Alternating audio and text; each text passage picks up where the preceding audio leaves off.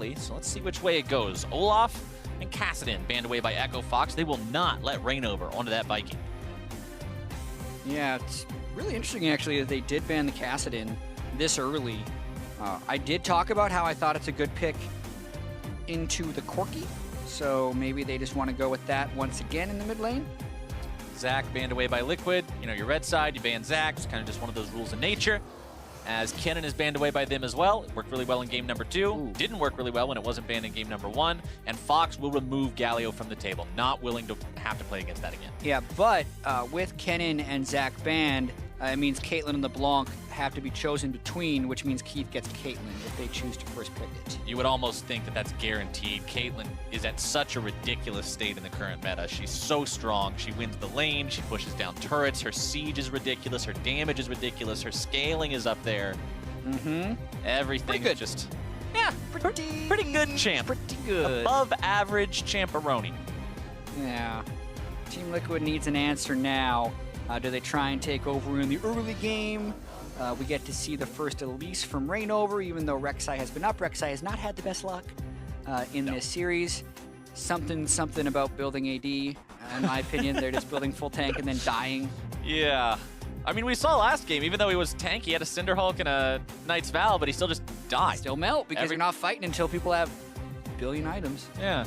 Well, we did say at the very start of the series, though, that this was a popular pick, the Elise jungle for both these guys. Rainover and Acadian, they both like to play it. And this time it's going to be Rainover getting to scurry around the jungle as the Spider Queen. Tom Kench locked in on the side of Echo Fox to help keep that Caitlyn safe. That Caitlyn was hard to kill behind a line of traps. Wait until you get to her and Tom Kench saves her. And that Tom Kench right on top. I think that's a decent pick, although I do feel like if they're going to be going with Corki, the Braum could have been just as good, if not better, since you have double marksman, stuns, increase your engage range more than the Tom Kench. Still denies the Tom Kench from Team Liquid's side. Echo Fox really likes this Corki pick. Froggen is very fond of this champion. He's played it both games so far, going to play it again here in game number 3. We mentioned the comically high damage in game number 2 and how it is sort of justified and explained.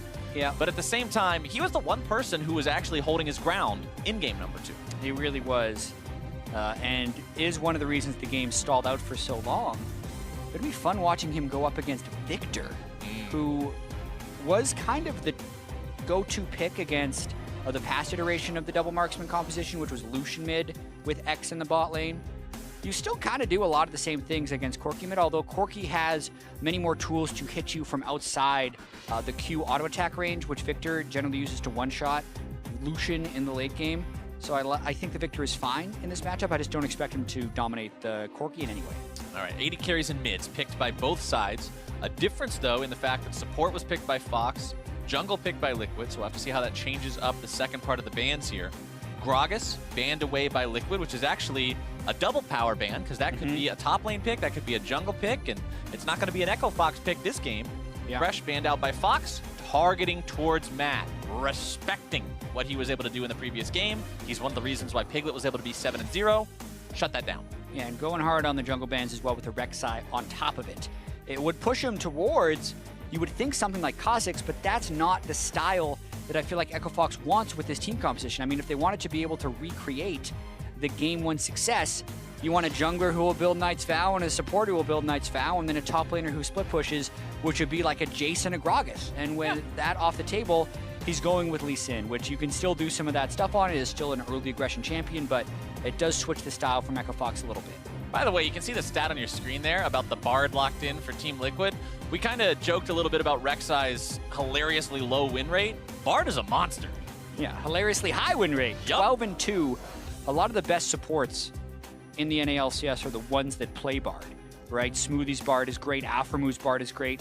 Matt's Bard is what he used to be known with, although the interesting thing in the past, talking with the old Team Liquid coaching staff back when Matt was a rookie, is even though Bard was his best champion, they were relying on him a lot to shot call back then.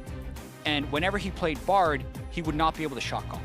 Because the champion, you're thinking about so many other things like where you can land your portals and just the difficulty of his unique skill set. So now that he's kind of in this sub position, where he's coming in as a wild card, technically the team has other shot calling things in place. Rainover and Piglet being the main callers on this team. So I like it a lot more now for Matt than I did in the past. The top lanes for this match, this final game in this match, have been decided now, as Echo Fox is going to be going with Rumble up there to provide some more damage to the team. This team has so much damage capability, by the way. Echo Fox just loads the damage on, as Team Liquid will take Gnar up there to deal with. Yeah, I mean, both of these teams, I think, load the damage on. There's not that too many tanks plus a random Callista to stack up Rens and kill people like there may have been in Game 2. I think just stylistically, this is the closest draft we've had of the 3 games, because we got to see what Echo Fox had success with. We got to see Team Liquid's answer to that, and now we have Echo Fox's answer to Team Liquid's answer, which is exactly what you want in a best of 3. Strategic evolution throughout the series. And in the final game, we get to see 2 early game focused playmaker junglers going head to head. Reignover's had a good game, Acadian's had a good game. Who's gonna have a second good game and put the capstone on this one, say, look, this is our series, we're walking away, we're climbing up in the standings at the end of week 5. Because after this, even though neither one of these teams is going to Rift Rivals, you've got a break. Yeah. Before we head into more LCS action in the following week. Looking on your camera shot right there. They might not be in the LCS right now, but they're at the LCS. Karthus Surprise making an appearance. And July 4th is just a few days away. Happy Canada Day today once again. It's the July 4th of Canada. Celebrate everybody's holiday. Yeah. It's disturbingly close to July 4th. You often get them confused, but definitely different days. Yeah. Similarly themed celebrations, surprisingly. Fireworks and food and drink. One of these teams is going to be setting up some fireworks of their own after this game. The other team not going to feel so jubilant, but nothing too interesting at level 1 here. Looper's even a little bit late getting out of the starting platform, taking his sweet time walking up there towards top side. Dorian's shield for multiple people starting off. We know how effective that is at allowing people to have a safe laning phase. And Lorlo on the Gnar, even picking that one up, even though Gnar's a traditional lane bully. Also, interesting to note, we're on patch 7.12. Gnar has been buffed in patch 7.13. I always find that, I mean, yes, Gnar was creeping back into the meta before the buffs. We saw a very sparse use of him. Whenever a patch comes out to the live servers, when a champion is expected to become meta, you will then more likely see it on the previous patch, just because people have picked up the champion again and realized, oh, this was good the whole time. Yeah. And I think that's actually kind of what's happening with Gnar here this week. We're seeing more Gnar in the NALCS this week than we have all split, even though he's exactly the same as he was the whole year. So, especially with the way teams practice, they're generally only going to want to put practice hours into things that have obvious payoffs. So they're not likely to retry a champion unless they're more assured that it's going to be good when they finish practicing it. Solid leash for Reignover here on the bottom side. Starting with his own blue buff. Got to make sure he has plenty of mana to keep going through the jungle. No super leash on the side of Echo Fox for Acadian this time around. He'll just be starting off at his own Raptor camp. Now he's heading towards the river. Going to be looking for Golden Glue very early. Ghost is used. Golden Glue trying to escape here. Does not use the flash because he knows he doesn't need to. Holds that summoner spell and escapes, but he's pretty worse for wear. Yeah, he's going to have to burn both of his health potions really early on to get his health back up, but interesting choice to save the flash, at least for a repeat gank. That was a really nice move by Acadian, too. Getting in there early. You never expect the Lee Sin to just be waiting right there, only do Raptors, immediately go for mid, but he saw the opportunity and he jumped on it. Yeah, well, especially I think there's another layer to it. When Echo Fox has Caitlyn, they're almost never going to do the long leash because it's so important that they bully the lane and push into turret as quickly as possible. When you do the super leash, you generally lose at least 1 to 2 minions of experience, and the other team gets to push on you. So, knowing that Caitlyn was shown bot lane, Golden Glue then says, no way Acadian's going to be doing a quick gank because he didn't get a leash. Therefore, he comes early anyway and tries to catch him off guard. We'll see if Reignover can punish, though. Playing the mind games. Acadian coming around, looking potentially for Reignover here. Baby Spiderlings could block that Sonic Wave. They do indeed. Acadian jumps in, and without that main damage tool, he's now got to retreat. Reignover's got the health edge. Froggen waiting right there. Remember, the Golden Glue still does have flash if this 2v2 breaks out. Acadian not coming out with the result he wanted. Yeah, that's actually potentially hurtful if Reignover decides to help with the invade. Lord will even roam down to join in on that fight. Looks like Reignover's going to do the safe thing, though, and just farm his Krugs rather than try and steal blue. He could have gone for it. I mean, there's no way Acadian's going straight for his blue. Just doesn't want to do anything too risky in the early game, it looks like. When you are dueling against an Elise as a champion like Lee Sin, who has a one-target skill shot like the Sonic Wave, that's one of your main damaging tools, those little spiderlings can actually put a real damper on your plans. Yeah, very difficult to weave the Sonic Wave through that often. You can see the harass, though, coming out from the Caitlyn top match. I mean, there's a reason the Caitlyn's banned away so frequently, right? Strong in the early game, strong in the mid game, strong in the late game. The laning phase can be very difficult to deal with for a lot of champions, even for a player like Piglet, who's very mechanically talented.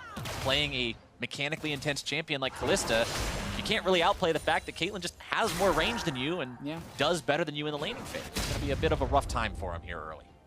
Especially with headshots giving you pretty good value in extended trades, but when you're 3v2, you have a decent chance. Here's Rainover. Uh-oh, Cocoon comes out, nice flash away from Gate, but now he's caught on the wrong side of the wall, and first blood goes over the Piglet. Good flash until you consider that he didn't have a plan after the flash. Yep. He flashed the Cocoon, and then what? You're still next to them, and it's still a 3v2, so I'm going to give him a C- for the directionality of his flash there for Gate. That was a really cool play until it wasn't cool anymore. Yeah, like, ooh, we flashed the Cocoon. Mechanics. And then it's like, wait a second. Uh-oh.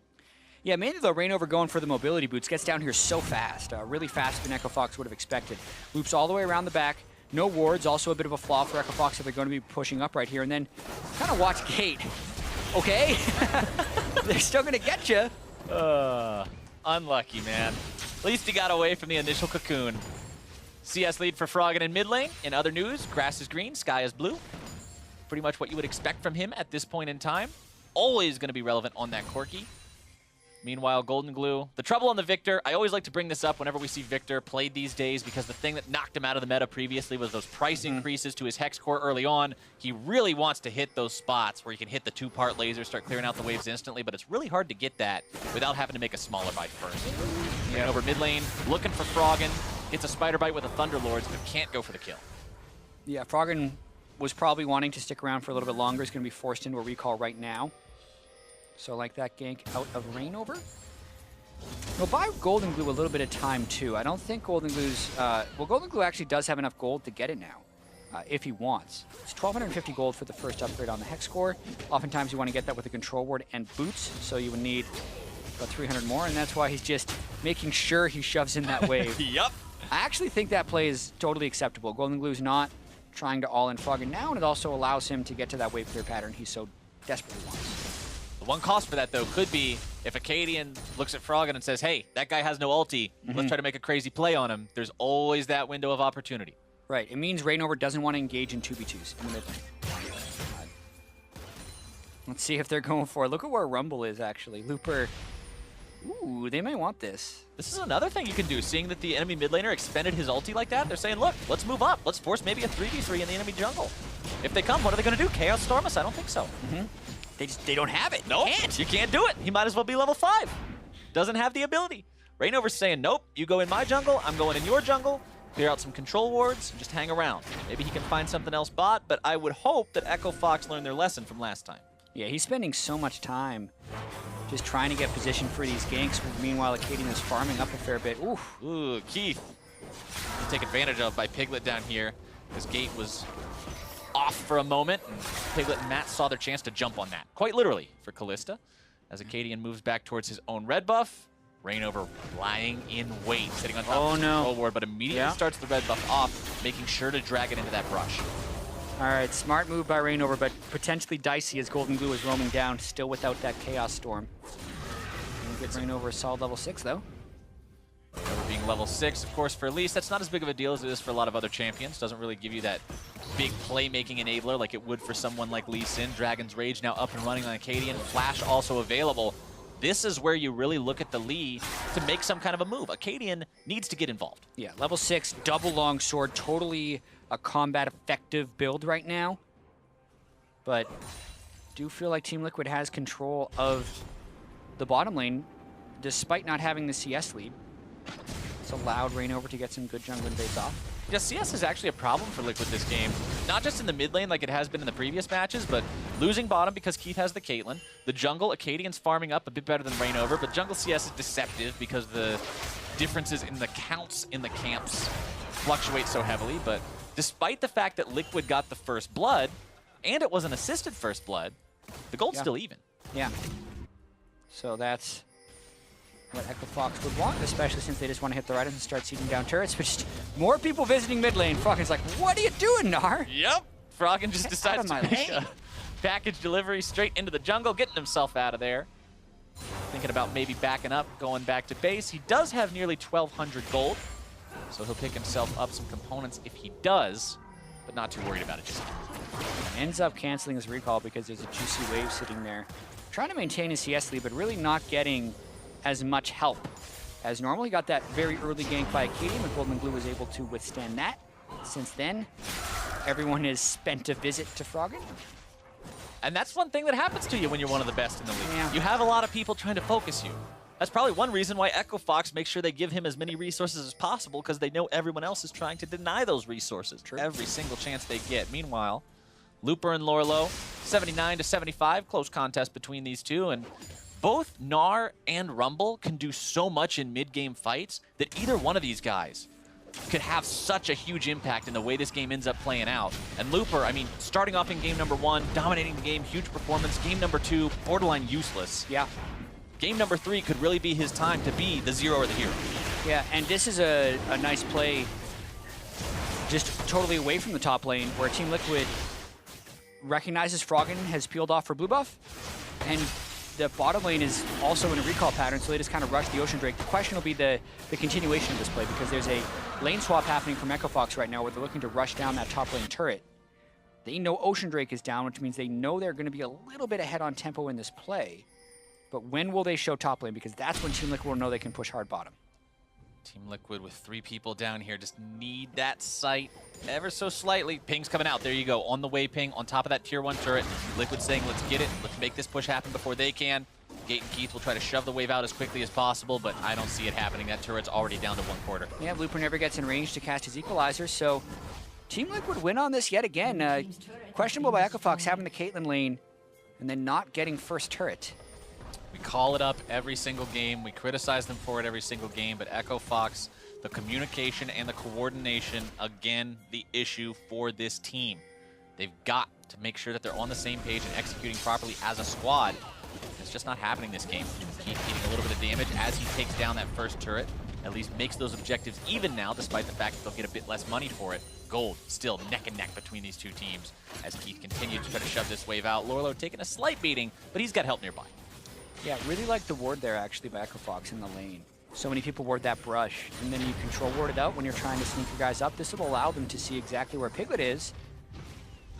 It allows Looper to get some free farm in the bottom lane, and I think that's where Echo Fox's focus is right now, is pretty much just on farming up, hitting Leandries, hitting Trinity Force, getting Caitlyn towards that late game, because I think they feel like they have the edge in the late game. I mean, look at all the wards placed down by Echo Fox in the top side of the jungle from Team Liquid. You pretty much got this whole path lit up. If anybody was coming towards top side, they were going to see it. Keith lands a couple auto attacks on the Piglet here, who's just really completely unafraid of this Caitlyn. Gate forced to gobble him up, try to get him to safety. The binding comes out, not finding its way onto Keith. Gate instead pops that thick skin, trying to stay alive. Tempered Fate comes out to bind both the turret and his opponents. And now the TP being channeled. Rainover looking to go for Looper here as Looper is behind enemy lines. Matt and Lorlo trying to catch up. This Rumble is not in a good spot. Equalizer going to be dropped right on top of himself. Looking to turn this one around if he can. Not quite yet. Matt, though, going to be taken down in return. 1 for 1. Froggen makes it happen. Yeah, Looper, while he was on the run and kind of on his own, did a lot of work. Making them fight him on that Equalizer and Flame Spitter is enough to kill anyone at this point in the game. So he gets everyone extremely low before Froggen can jump in and make that a 1 for 1. So all things considered, not much happens, even though almost all the ultimates are burned. Right, it looked so chaotic. Everybody was making their way up. There were teleports, there were ults, there were collapses, and then it's one death on each side. Yeah, I thought Matt was going to ult the turret right now. Yeah. And then they can just continue to go on to Gate and Keith, but they were making sure that they weren't getting TP collapsed on, and they actually see Looper up there and make the call to back off and not follow in on the first Bard ultimate. Lorlo matches the teleport. Then everyone can just trade Looper down, and Looper has nowhere to run, so I like the Equalizer placement right there. Look at the damage he does. Rainover, Lorlo, Matt, all burned down to about 20% of their health, and Matt takes the wrong way out, runs straight into Froggen. Yeah, imagine if literally anyone else is there from Echo Fox. Yeah. You could quickly turn that into a triple kill. Unfortunate for them that they can't. Looper did his best, but sometimes your best Doesn't take the health bars Just down ain't to good 0. enough. It's just not good enough for the NALCS. 21.8 to 21.7 thousand gold, though.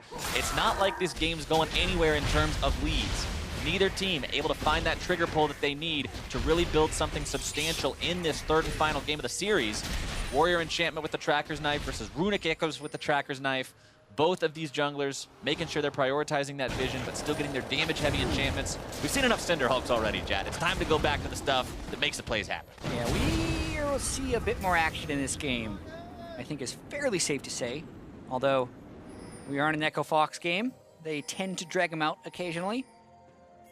Just waiting to see where Team Liquid goes to make plays, though. The Elise and the Bard, both with mobility boots.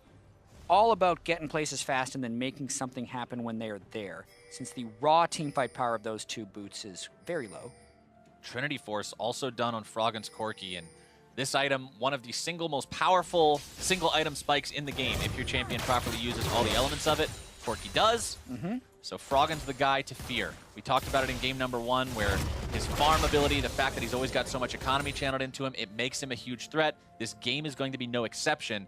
Liquid, if they want to maintain themselves in this game, have got to make sure they're playing around that and respecting it. Absolutely. Here's the Moby Boots kicking in. There we go. Gate in some trouble. Flashing back over the wall. Not going to commit the same sins as last time. Now can they turn it around? Equalizer drop down. Seeing if they can make these moves. Looper caught up in the Tempered Fate. Can't quite find the rest of the damage. Liquid makes a magical journey towards the exit of the jungle. They will not be punished for going for that kill, and Gate's not going to fall either. Yeah, get the flash, but it comes at the expense of a lot of time investment. So credit to Gate for flashing right this time, as you mentioned during the fight, even though it did look questionable because you flashed right back into the two people that were chasing him, but it was towards his team, towards safety. He knew he would get away. He knew he had some thick skin for that gray health, and it all worked out for him. Golden Glue with that 2-part laser. You gotta love Victor's Wave clear. It's just so satisfying to swoosh them all away, as Rift Herald is now the target for Echo Fox. Opening up on that eye. Keith will be helping Acadian take that one down. Using that brush for a headshot is actually pretty cool. Being able to pull the Rift Herald towards the wall and then having Keith sit there for the headshots speeds it up pretty well. I mean, Rift Herald really wants to get that eye. Not able to get it. So I've noticed, I've been trying this. There you go, he finally hits the eye. I've had a pretty good pattern getting the Rift Herald to be able to solo it and get the eye pretty frequently. Which is? I'm sure there's going to be a guide out there somewhere, and this could be wrong. But anyway, he does a big wind-up where he will like overswing and kind of turn, and I just straight up auto-attack him until I see that animation, and then I kind of preemptively turn around, and then I get the eye every time after he has that big swing. But I think it's on a timer of how many auto-attacks you use on him. So if you're on a dude with a lot of attack speed, you can do it pretty easily. That's something I'm going to have to keep an eye out for, because I feel like whenever I try to solo the Rift Herald, sometimes I'll hit the eye, and then other times he just purposely trolls me as Piglet. Going to be in the 1v1 against Froggen, who has to use the Valkyrie to escape here. Matt was coming up, and Froggen knew he wasn't going to be in a good spot if he got caught in the 1 versus 2. Yeah, now they got to worry about this turret going down as well. Froggen is trying to get all the farm he can, but those Moby Boot dudes, the Elise and the Bard, are making this split push farm pretty difficult for Echo Fox. Meanwhile, Keith just wants to farm up as much as he can in the mid lane. Echo Fox content just to build up these damage threats, get to the point where maybe you can make a one-shot happen. This is one of my favorite back animations in the game, by the way. I love the Pulsefire Caitlyn skin, and the back animation is no exception, just because she gets so many different hats. The first time I saw it, I didn't realize that she changes her hat when she goes through the portal. She has a bunch of different ones. She has a classic Caitlyn hat, she has a Teemo hat, there's all sorts of them. And is it like randomized depending on the recall? No, it's just a random recall. Like sometimes when Deep Terror Thresh pulls up a boot or a treasure chest, hat, and then you get a different hat. She reaches into the portal to pull out a hat from a certain time zone or place, and it's just random, whichever hat she... That's cool. Yeah, I'm really into hat-based skins. I buy skins based on how excited I would be to wear that hat in real life. Caitlyn's got a lot of them. Fair enough. A little bit of a tangent there, but we're back in the mid lane. Rift Herald is summoned, ramming his headless hat into that mid lane turret. Almost able to take it down. A couple more auto attacks from Keith should do the trick. There we go, turret destroyed. Tempered Fate comes out, only finds its way onto Gate. That's not a target Liquid is comfortable trying to make a setup for. So that everything gets disengaged. Fox grabs the turret. Yeah, that's all you need out of the Rift Herald. Just get it enough to break through the turret.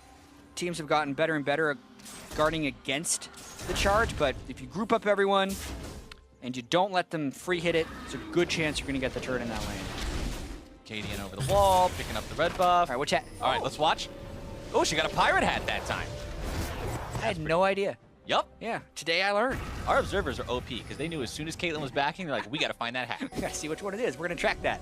Yep. So that was a pirate hat. See which one it shows up more. Better be different next time, or how we store it. It should be. I mean, if it's not, it's going to make a liar out of me, and I'll feel bad, but not as bad as Piglet.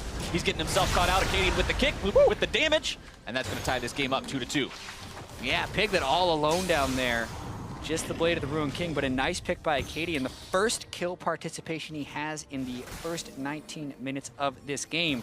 But I think that prolongs it in a way that Echo Fox is okay with. They just want to keep scaling up for these items. I feel like Acadian's going to go Knight's Vow anyway, based on those components, and I feel like Gator did the same thing. So it's going to be the same story. Double Knight's Vow, one on Corky, one on Keith, and just go for it. Now, the status between Froggen and Keith is the same exact thing in this game as in Game 1. It's Static Shiv Trinity versus Static Shiv Infinity Edge pieces. Froggen with the damage onto Matt. Rainover tries to eat that Scuttle Crab away, does successfully get it through the package damage, but I want to keep an eye on Acadian and see if he puts that Knight's Vow on. He better Knight's Vow on the dude who does the most damage. If you're not doing that, you're just irresponsible. But who knows? Bottom side, third turret going the way of Echo Fox, clearing out that last tier 1 as Looper can burn it down. 199 CS to 168 on Lorlo. This is looking like a repeat performance of what was happening in game number 1. Okay, Here we go again. The gun turns into a gate. A Knight's helmet. How cool is that? Oh, and then we get to see another one. Oh, yeah, he cancels it. All right. Yeah. So he goes for a Knight helmet, but I think he's just wait. going to be hanging around. I don't think we're going to get to see a third hat. This Not is quite yet. This is the most exciting thing about this game to me. Mainly because it's becoming more and more of Game 1, where Echo Fox is just playing the laning phase out, and Team Liquid actually isn't able to find the picks. They have more tools than they did in Game 1 to find picks, but the gold lead is extending kind of in the same way, and I do feel like when they get this double Knight's Vow point, once Gate builds his up, they're going to be really, really strong in the 4v4s. But the big difference is Lorlo should scale to a point where he can 1v1 Looper, and that'll really hurt Echo Fox's split push strat and kind of force him to team fight. Until we get there, though, I just want to see which hat Keith pulls out next. Yeah, that's kind of half the fun of playing the Pulsefire Caitlyn skin. But the other half Of the fun. Yeah, that's half of the fun. The other half of the fun is you're playing Caitlyn. That champion's strong. Tempered Fate onto 2. Acadian and Gate going to be bound up, but a very nice Devour prevents it from being a stun onto both. Gate making sure he's chomping up his ally as soon as that Bard ulti wears off. Yeah, and that was a pretty good initiation. I was hoping that maybe even Golden Blue would use Chaos Storm on it, but then, as you say, it would just be onto the Tahm Kench because of the Devour. So pretty much that whole initiation stuffed by Echo Fox. Echo Fox, that's what Tahm Kench does. The this or that segment that you had with Kobe, what's more So annoying? tilting. What tilts you harder? Tahm Kench is a good answer. I don't even remember what the other champion was because Tahm It was Kench Zillion. tilts you so hard. Yeah, it was No Zillion. one cares. No, You bring someone back to life, whatever. yeah. I mean, Zillion ulti there, you still end up having both guys stunned up. One of them will die, but Tahm Kench makes sure nobody gets stunned. So very difficult to play against this champion with that save potential. It's exactly why you saw Echo Fox draft it when you have two big valuable targets like the Corki and the Caitlyn to save. And now they're seeing if they can find the great equalizer. onto multiple people. Rainover trying to go up into the air with the repel, looking to get away onto Gate, but he will not do it. Slapped down by the Tahm Kench tongue. As Team Liquid gets away with their solo laners both in critical condition, their jungler dead, and Echo Fox has sights set towards Baron. Yeah, and this is, if they had a control ward, would be even better. You got to use that sweeper now, Acadian, to make sure that ward is gone. It'll make the contest so much more difficult for Team Liquid. But even they don't so, even have Rainover. There's no smite, and there's no Bard ult, so they probably get it anyway. Yeah, they do. As long as Acadian has this smite ready to go, this should be no problem whatsoever. They do secure it 22 minutes into the game. It's going to cut off early. It looked like a pirate hat to me. No, it looked like a cowboy hat to me. It wasn't as deep brown as the pirate hat was. I'm pretty sure that's a different hat. Okay.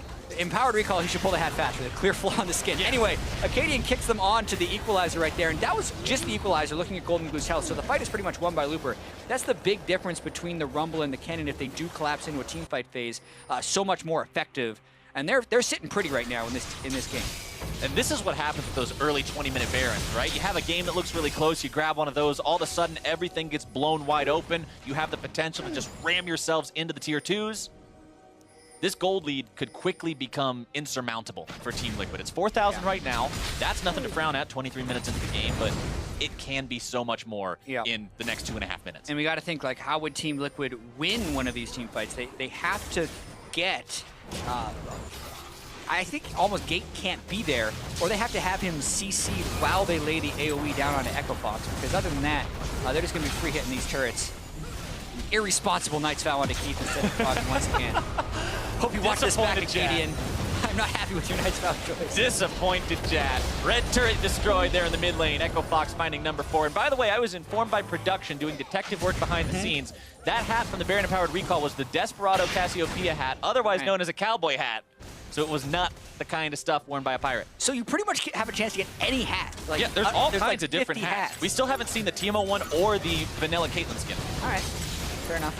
There's a lot of hats in this game. There's 137 champions, and a lot of them wear hats. I mean, look at, maybe he'll get Gates' hat. Yeah, Nar has a hat, Matt has a hat. A lot of hats. But there's also a lot of damage coming out from Echo Fox onto this mid lane turret from Team Liquid. The last one standing before the inhibitor itself is exposed. Fox still has another 90 seconds or so to work with this Baron buff, stealing away everything along their way. Froggen's low on mana though, so they decide to get back. Okay, I really want Baron buff to go away just so we can get a look at this. I probably want Baron buff to go away more than Liquid does right now. Either way. And this is also the difference as we see them running towards Cloud Drake, the difference between a play-by-play and a color caster. I'm worried about like who's going to get Knight's Vow and what are the stat differences and where are the power spikes. And I had no idea I hadn't even thought about how many hats there were in the game up until before this game. But we're clearly focused on different things. You didn't even know that she pulled different hats out of the portal. I didn't even know she pulled a hat out of the portal. I've never looked at the recall. I noticed it the other day when I was playing solo queue because I saw her pull out the vanilla Caitlyn skin hat, and I thought, oh, cool, that's a throwback to her initial skin. It's like, oh, look, I'm Caitlyn, but I'm referencing Caitlyn. And the next time she did it, it was a Teemo hat, and I was like, wait a second. Something funky here. It's one of those discoveries. You learn something new in League of Legends every day, even if you've been playing the game for, what, like 8 years now? Yeah, pretty much. And there's hundreds of hats. Yeah. Never even realized. The course of history. Keith pushing up here, auto attack after auto attack, traps laid down, just doing what Caitlyn does, being that siege engine for Echo Fox. Yeah, Cannon minions themselves also contributing to that effort. I'm really impressed if Keith wins another game 0-0-0, because that's what happened in game 1 when he was on Tristana, and we are trending dangerously close to that point unless he's actually involved in the big team fight when Team Liquid decides to throw themselves at them, because right now, it is so eerily similar to that first game where they're split pushing all these side lanes, and Team Liquid just doesn't have the ability to pull the trigger on any types of flanks. Turret goes down mid lane, number 6 for Echo Fox. Keith, very, very strong in this Caitlyn right now, Infinity Edge plus Static Shiv, and Froggen, not exactly a slouch either, with the same thing, but with a BF sword thrown in there too. Yeah, and in that particular instance, I like having the Knight's Vow on Keith, because since they don't have a Kennen, they're using Froggen as the split pusher, so he has no one around him, therefore Knight's Vow would be useless. Plus the items are a little bit closer right now, so good Knight's Vow on Caitlyn. Both very threatening so far. Here we go. Oh, it's a Knight helmet. We got a repeat. Darn. Okay, so at least we know if it is truly random, you can get repeats. Yep. So you can get repeats. I told you it was a random hat selection. I want to know how many hats she could pull from. I'm sure it's out there on the wiki somewhere. Some guy did a lot of detective work on this over the course of a few hours, just spamming Caitlyn's recall animation. But as for that number, I am not that guy, so I do not know it. Either way, the number I do know is 3 kills versus 2. This game, 5 kills deep, 27 minutes in. Game number 1, I believe, was 4 kills in at 23, 24 minutes. So that count 2 kills to 2 is also very, very close to game number 1. 2,500 gold Baron power play. It's not even that huge of a Baron, if we're being quite honest with ourselves. A lot of the times you see 3,000 and 4,000 gold counts out of those. But this time around, it was just enough to keep Echo Fox going, build that momentum a little bit, and put that crack in the base. Ever so importantly, if they want to fight on that open inhib, they can now. Yeah, and they are stronger 5v5 too, unless they get flanked by a Mega Gnar, which is what the Rumble has allowed them to have with this team composition. Double static shivs and eye edges. Very soon we'll have that second Knight's Vow onto Gate to really empower them, but they're feeling very confident right now about their chances. And even if that happens, they got Tom Kench. Get out of jail free card. Tom Kench presses W, and everything is fine. Keith gets himself out of trouble, regroups with the rest of the team, and the siege will continue outside this remaining tier 2 for Team Liquid, the last one of these standing outside of the base. Trap line set up though, meaning they're gonna have to maneuver around those. Yeah, she just keeps pulling out Knight's helmets. All right. getting old. That's kind of a buzzkill, I know. Yeah. Don't worry, I'm right there with you. Speaking of, I wanted to bring something up to you. We cast an Urgot game the other week. Yeah. Where we said Urgot has more syllables in his name. Oh, they're going for Piglet. Uh-oh. Acadian trying to make that insect play. Instead, won't be able to find it. Quick flash from Piglet stops his plans in their tracks. Previous time Piglet died was from one of those kicks from Acadian. He was ready for it this time around. Yeah. I'll get back to it as soon as the action calms down, but I don't think it will. Bardolph comes out. They're waiting for a Rumble TP in base. Looper's going to channel this if Team Liquid decide to go all in. Liquid still hanging around. Tempered Fate not available. Keep it in mind. But Chaos Storm and Fate's Call are both there, as is the Mega Gnar once the Gnar bar is charged. Looper deciding to walk his way towards this fight, so the rest of Echo Fox just waiting for him to get there. Now they can perform the fight normally without the TP if the opportunity arises. Yeah, Echo Fox doesn't have great engage, but they have very long range, which is one thing they're going to kind of use to try and poke out Team Liquid. And last time, if they just control vision around the Baron buff, then they can lay down the Equalizer to cut Team Liquid off. Keith? Okay, saved by Gate. The bindings are on point from Matt. He's been able to catch Keith out a couple of times. The problem is Gate is also on point, always making sure he's right beside whichever carry is doing the poking from the front line. Baron back up as well.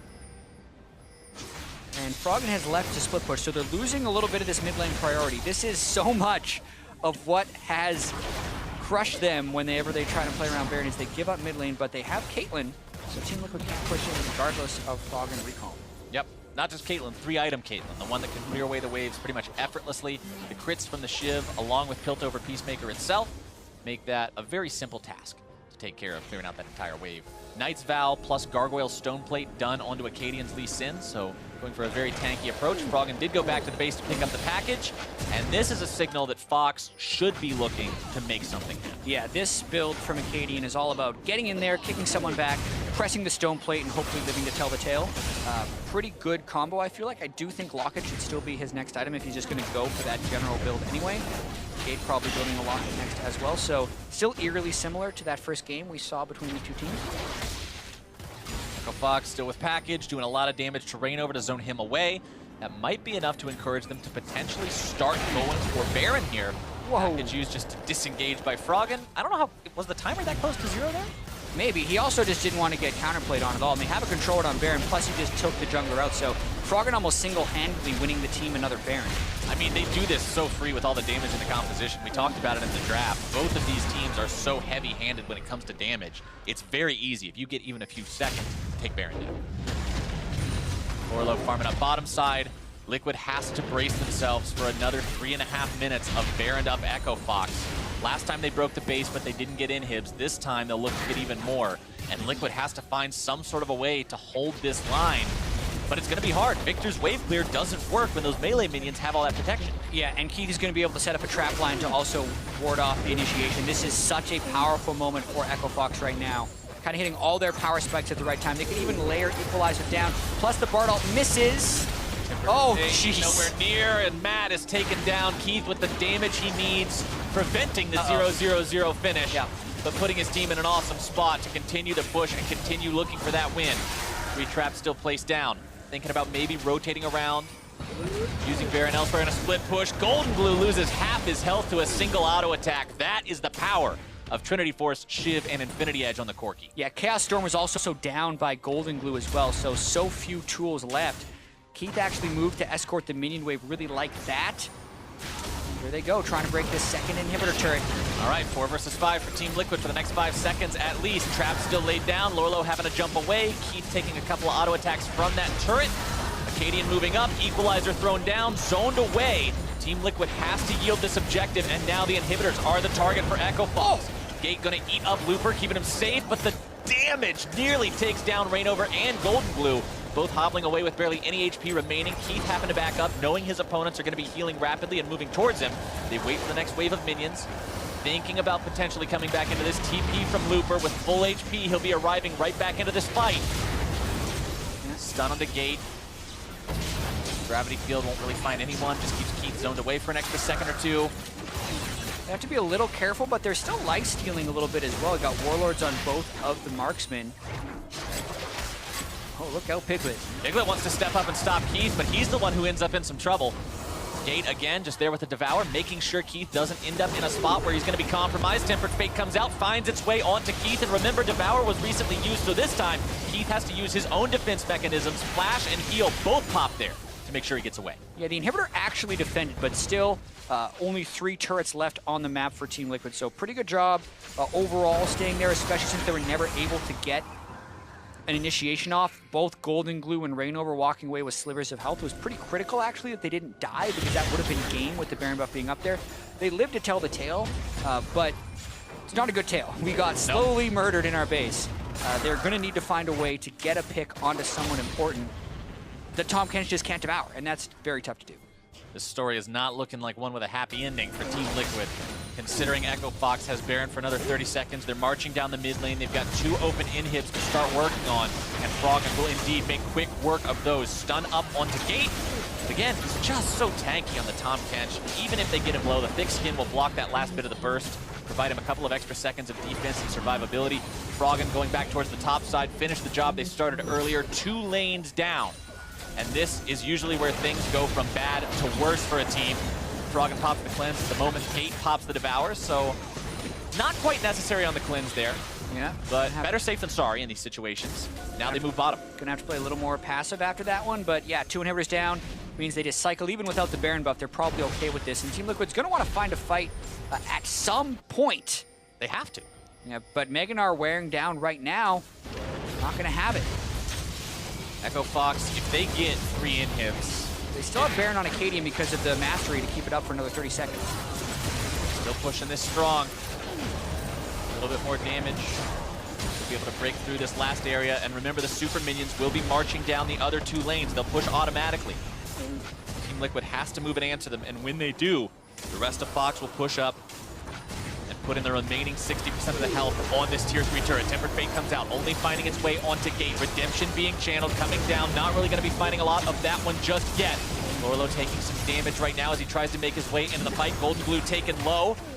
Shot blocked by Matt. Ace in the hole won't find its way onto that enemy mid laner, but it does do enough damage overall to the team to make them back up. They have to yield the objective. Froggen goes over the wall, looking to find the kill onto Rainover, who will land from his repel, take a lot of damage from the auto attacks, and Froggen says, see you later. 5 versus 4 for Echo Fox. They want to end this game here. Matt at half HP, Lorlo gonna be even lower. Piglet trying to toss Matt into the middle, but he only throws him into Death's Waiting Maw. Liquid so very low, trying to defend this, but the damage from Fox is too extreme. They walk out of the fountain, they lose half their health. Echo Fox on the victory march towards the Nexus turrets. Number 1 dropping, Equalizer comes down. Matt forced to flash away, more damage gonna be coming through. Froggen doing again what he's known to do as Golden Glue looks to defend. Nah, there's no if even involved in this one. Piglet has to try to kite away, but there's no kiting away from that level of damage. Golden Glue and Lorlo in retreat. They don't even need to kill him, but they'll do it anyway because it looks like fun. The Phosphorus Bomb will not find its mark onto Golden Glue. Froggen is spit out into the turret. Gate says, forget your KDA. I'm going to be the MVP. Triple kill for Froggen, and that is game for Echo Fox. Oh, man, they could have had back-to-back 2-death game. Say, Gate, please. He's looking over and she's like, what are you doing? He could have been death. It gave him the other kill, though. Froggen should be happy for that. Yeah. Gate increasing his all-time kill count. That's what people remember. They don't remember how many deaths you have. Yeah. Plus, our stats people told me when I first came here, they were like, by the way, for all intents and purposes, 0 death and 1 death are the same thing. For a single-game KDA, yes. Yeah. And that's for an all-time KDA, though, it's that's a good point. For the all-time one, it's going to troll him a little bit. But for the single-game KDA, he's still considered 7-1. Yeah. It's perfect. Everything works out. Yeah, and not quite a perfect game from Echo Fox, but they clearly did have a strategy they were able to play in 2 of the 3 games against Team Liquid. Both these games, 1 and 3, very similar. Froggen out farming in the mid lane. They just try and win the lanes, but in this case, they then knew how to secure the victory, right? They didn't dance around the mid lane, wait for the other team to come up in gold. They were consistently extending their gold lead as the game clock ticked forward and finding good ways of setting up sieges and countering enemy engages, which is really the important thing when you're playing these types of siege compositions. And it's fun to watch this team evolve like that. Watch them go from a team that just wins early, sputters out a little bit mid lane, has some troubles, to going to an entirely different but yet very coherent game plan. seeing them work together with these double marksmen and a couple of different tanks and using this Knight's Vow strategy to work in a way that they're able to drag the game out, but not in a bad way, right? Yep. Sometimes you'll see a game dragged out and it's just because neither team really knows what to do. Other times you see it dragged out because that's the win condition. Yeah, a lot of times they're just waiting for the items, right? Get the 70 and 80% crit on your marksman, get the Knight's Vows on your support and your jungler, and then you're just this massive unit that's incredibly hard to kill because mini rant on Knight's Vow, I think the item has been busted for a while, so when I see someone run a strategy like this, I'm glad to see them win because I think it's worth it. Knight's Vow with very fed carries not only makes the carries harder to kill, but also makes the guy tankier, because if you're in a team fight and they are dealing damage, it heals the tank, so he then becomes tankier. It's a beautiful item in the way that it works like that and is very snowbally, especially in the late game. So when they're stalling out for more and more damage and they're taking advantage of the multiplication provided by Vow and the crits, it's a very good strategy. So this is where Echo Fox could kind of use their tendencies that they have for most of the year and actually make it work for them, and it worked very well. Yeah, you talk about a team that puts all the money on Froggen. Well, when Froggen's wealthy, if you have an item that translates his advantages to yours, you're wealthy too. For a first-hand account on that series, though, let's hear from Zyrene and the Echo Fox bot laner. All right, thank you very much, gentlemen. Yes, here with Keith from Echo Fox. I have to ask you, after that game one, you were 0-0-0 as your scoreline. Is that a good game for Keith, or is that a bad game for Keith? Well, I would say it's a good game because I don't have any deaths, right? Maybe people are used to me having deaths, but it feels good for me. And Freak actually updated his 80 carry tier list. You were 9th out of 10th last time. Now you're 10th out of 11 players, so you're still second to last. Is there anything you want to say to Freak about that list? I just have to say that I really don't care at all what people think of me as an AD carry. It only matters how I play. Awesome response as well. And man, anyway, I want to ask you about who do you think is the best AD carry right now in the league? I would say Doublelift and Sneaky are the best right now. But it really doesn't matter because it just matters who plays as a team, who's better, like who can play with your team better. That's what I think. And so what would it take for you to be in that same category up there at the top and for Keith to be the best? Is it just playing around your team? It's all about myself for that. I just had to focus on improving, and like I focus on my weaknesses, and playing around my team. That's how I become the best. All right, well, so far you put up a solid performance today with only a single death as well. And I want to ask you moving forward, final question here, Keith. You're playing Wild Turtle tomorrow. How do you think he's been playing and the impression of FlyQuest overall? I actually think Wild Turtle is good. It seems like FlyQuest has some issues as a team, and that's why people might think that Turtle is underperforming, but I think otherwise. I think he's a good AD carry. All right, well, thank you very much for the interview, and congratulations on the win here today, Keith. Keep working on that teamwork, and we'll see you later. All right, we're going to throw it back to the desk there to close out the day. Thank you very much, Zyrene. Great to hear from Keith in their victory today over Team Liquid. Moving to 4-5, so about at that 500 mark, midway through the split, closing out their first round robin.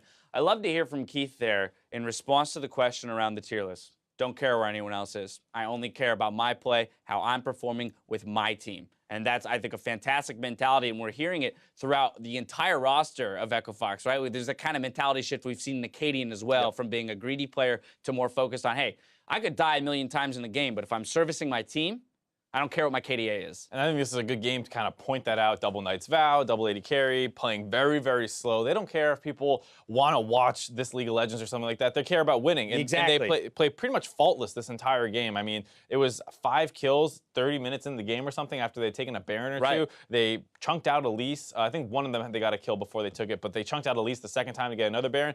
And that's what it takes to win. You don't need to blow people up in monster engages. If your comp is happy sitting back, putting traps down, and whittling away, just do it. We're not going to complain if you're blowing people up and you're smashing games. I'm not saying because it's fun to watch, but you're exactly right. A win is a win, and however it is easiest for you to get a hold of that victory, that's the strategy that you should employ. And I think that this shows tremendous growth for Echo Fox here. It might be funny that, like, okay, it is only against Team Liquid, and against a better team, maybe the victory doesn't come as easily as it does here in Game 3, but I think the fact that they didn't have to devolve into chaos, that they didn't have to reach for a play that had risk involved to it, almost everything they did here had forethought, and you could tell it was an 80% Echo Fox favored, 20% Team Liquid favored play. And this is a game that easily could have broken down into a little bit of madness. You saw how much playmaking was available on the side of Team Liquid's comp with Callista, Bard, Gnar, and Elise. I mean, that can get very, very scrappy. And the fact that they didn't get pulled in that play style, they made Team Liquid play their game a very slow, methodical, speaks to their decision making. But hold up, Mark. We got to talk about the most important part of this entire game. Of course. Caitlyn hats. How many can she pull out? How random is it really? Let's find out. We got number 1. We got the Knight's Helm. Boom, boom, boom. That's a good look, too. Number 2, with the Baron recall, so this one's coming quickly. Catch it. Oh. Cowboy hat. Like cowboy a little hat. slow-mo I like helping it. out there. Slow-mo cowboy hat in the turret recall. The pirate hat coming out here. Hat number 3. Oh, we only got to see 3 in this He only game. recalled 3 All right, times? well, hey, I got some info for Jack, because I know he wants to know. There are 5 hats that Caitlyn can pull out. The other 2 that we didn't see is the pink top hat and we talked about this. What was The it? Teemo hat? The Teemo hat. There you go. The pink top hat and the Teemo hat are the 2 that we didn't get to see in that replay, but there are a total of 5 randomized hats. So we got to talk about this because we talk about Dragon RNG. Some people are fans of it, some aren't. I'm not a fan of this hat RNG. We saw no. 2 Knights hats and no pink top hat. That's not happy for me. I blasphemy. want to have fun gameplay experiment. Where's my balance team? Balance the Caitlyn hat RNG. Either way, no, I don't want to, that's a fun discussion, but I don't want to degrade Echo Fox's victory here because, again, it was a very solid one. They come away with the victory 4 and 5. Froggen will get player of the game, highest damage in the game on that Corki. The double Knights vow, I love to see that out of the squad in terms of supporting both of the ADCs and then also giving their front line the ability to absorb damage, reset for extended sieges. Yeah, 44% of his team's damage this game. Pretty insane given the fact that you have a Rumble, which usually is topping damage charts.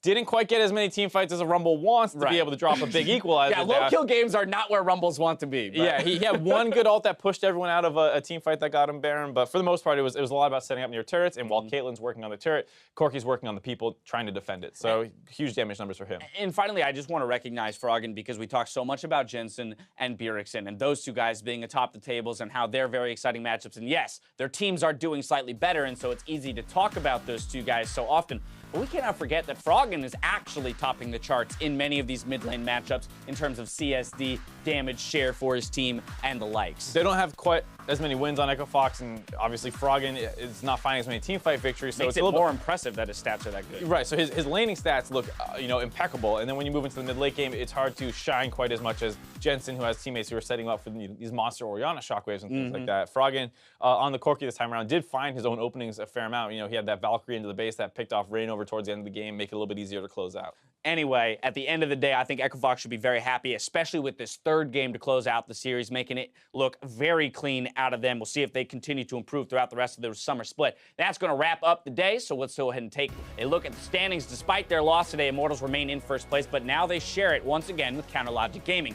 TSM end their week before Rift Rivals in 3rd, while Echo Fox promote up to 6th with their win today. We'll see who else can make a climb before the weekend closes out. Tomorrow on NALCS 1, Immortals return to the stage opposite Phoenix 1, followed by Team Envy versus Team Dignitas in the Battle Arena. If you're watching on NALCS 2, your day starts with FlyQuest versus Echo Fox, then Team Liquid take to the Battle Theater opposite Counterlogic Gaming. So, of course, a couple of our Rift Rival teams are shooting off over to Europe tonight, but tomorrow's matchups still mean plenty in terms of the regular season standings. What's one that you're looking at? I kind of like CLG Team Liquid just for the fact that CLG is a little bit erratic in their play, and sometimes they look amazing, and sometimes they look like they're a little bit of a struggle. We saw how much prep work it felt like they put into that C9 series with the nice drafting and some of this creative level 1. Did they put as much prep into Team Liquid? That's what I'm going to see, is if they kind of play down to the level of their opponent, maybe a bit of a hangover game for them. All right, well, there's some thoughts on tomorrow's matchups, but that's going to do it for us tonight. So for myself, the casters, and the entire live broadcast crew, thank you for watching. We'll see you tomorrow for more North American LCS. Good night.